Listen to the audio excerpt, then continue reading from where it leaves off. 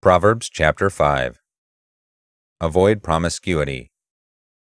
Listen to me, my son, for I know what I'm talking about. Listen carefully to my advice, so that wisdom and discernment will enter your heart, and then the words you speak will express what you've learned. Remember this: the lips of a seductress seem sweet like honey, and her smooth words are like music in your ears. For I promise you this: in the end, all you'll be left with is a bitter conscience. For the sting of your sin will pierce your soul like a sword. She will ruin your life, drag you down to death, and lead you straight to hell. She has prevented many from considering the paths of life. Yes, she will take you with her where you don't want to go, sliding down a slippery road and not even realizing where the two of you will end up. Listen to me, young men, and don't forget this one thing I'm telling you. Run away from her as fast as you can. Don't even go near the door of her house unless you want to fall into her seduction. In disgrace, you will relinquish your honor to another, and all your remaining years will be squandered, given over to the cruel one. Why would you let strangers take away your strength, while the labors of your house go to someone else?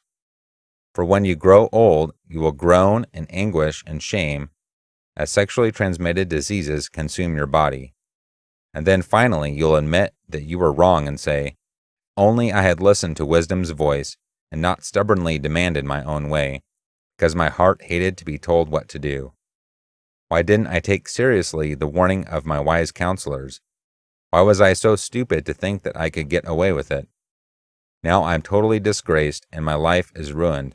I'm paying the price, for the people of the congregation are now my judges." Sex reserved for marriage. My son, share your love with your wife alone. Drink from her well of pleasure and from no other. Why would you have sex with a stranger or with anyone other than her? Reserve this pleasure for you and her alone and not with another.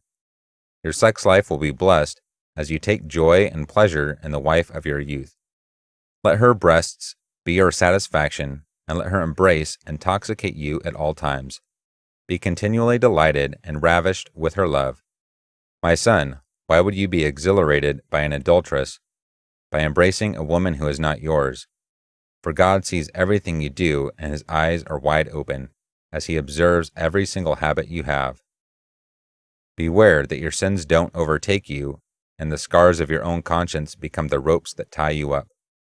Those who choose wickedness die for lack of self-control, for their foolish ways lead them astray, carrying them away as hostages, kidnapped captives, robbed of destiny.